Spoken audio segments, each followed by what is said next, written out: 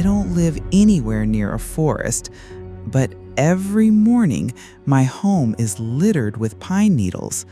I thought I was imagining things until I saw the hand on the camera footage slowly scattering them across my bed. I live right in the heart of the city, surrounded by concrete, glass, and the constant hum of urban life. The nearest forest is over 25 miles away, but a few weeks ago, I started noticing something strange. There were a few pine needles on the floor of my bedroom. At first, I thought I must have tracked them in on my shoes, so I didn't pay much attention. But by the third day, I found them in my bed. Bright green, sharp, and smelling of resin. I threw them away, but they kept coming back. And every morning, there were more. They started appearing under my pillow, mixed in with my clothes in the closet, even in the shower. It was as if they were multiplying overnight. I tried to rationalize it. Maybe a neighbor had a pine tree decoration, or perhaps I was unknowingly carrying them in somehow. But deep down, I knew something wasn't right. I decided to investigate further. I asked around my apartment building if anyone else had noticed anything unusual. Most people looked at me like I was crazy, but an elderly woman on the third floor paused and said, "You know, I've heard stories about this building. They say it was built on land that used to be part of an ancient forest. Some say the forest doesn't like to be forgotten." I thanked her, though I wasn't sure what to make of her words. That night, I set up a camera in my room, determined to get to the bottom of this. I woke up to find more needles scattered across my bedspread, just like every other morning.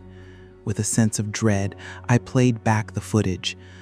The video was mostly still, showing my quiet, empty room. Then suddenly, a hand appeared in the frame.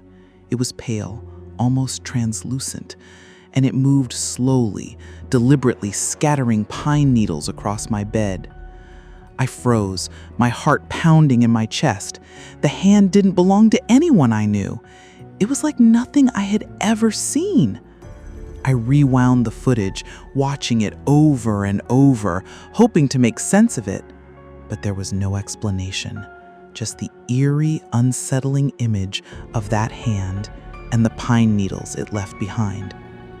I called a friend to come over, showing them the footage. They were just as baffled as I was, suggesting I call the police or maybe even a priest. But what could they do? There was no sign of a break-in, no evidence of anyone else being in my apartment, just the pine needles appearing night after night, and now this ghostly hand on my camera. That night, I didn't sleep. I sat in my living room with all the lights on, too afraid to go back into my bedroom. I thought about staying with a friend, but something inside me needed to face this, to understand it. As the hours ticked by, I felt a strange sense of calm wash over me. Maybe it was exhaustion, or maybe it was something else.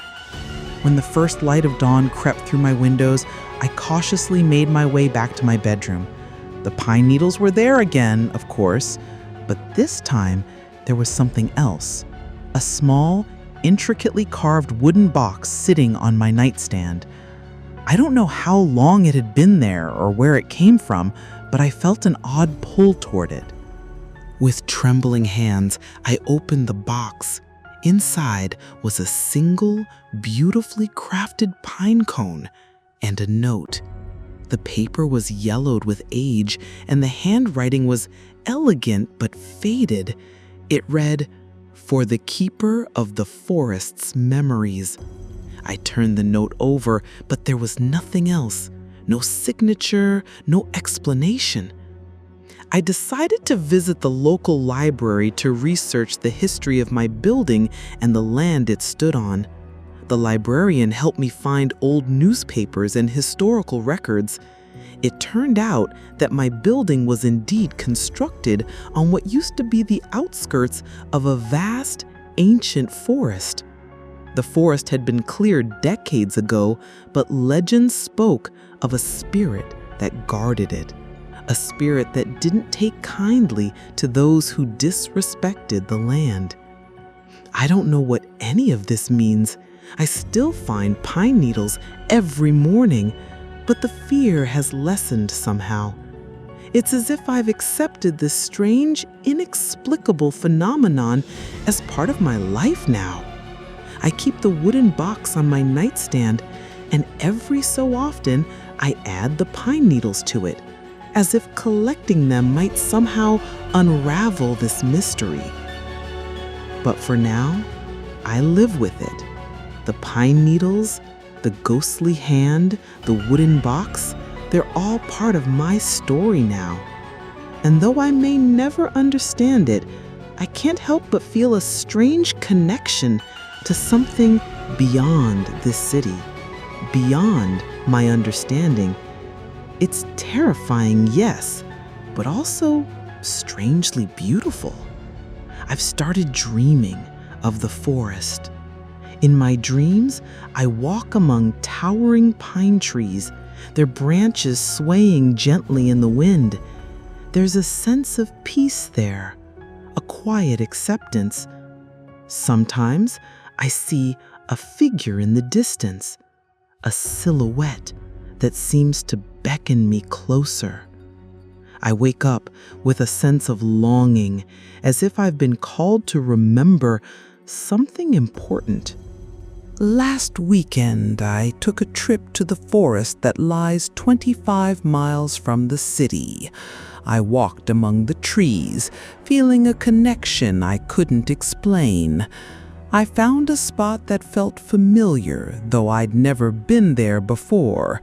I sat down and closed my eyes, listening to the rustling leaves and the distant call of birds.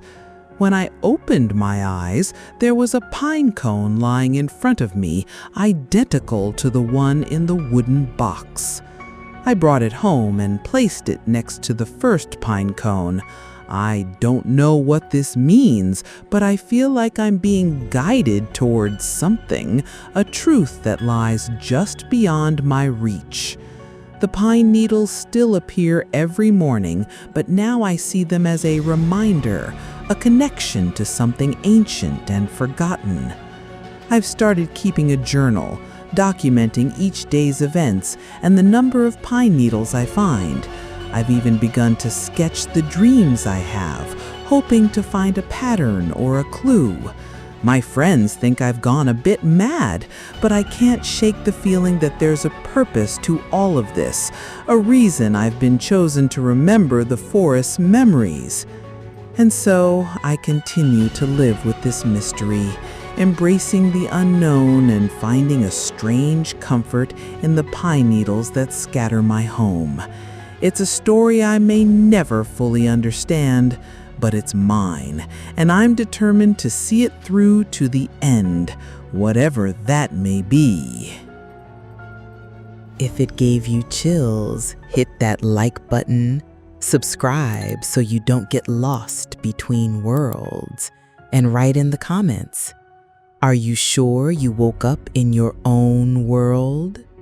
See you in the next story.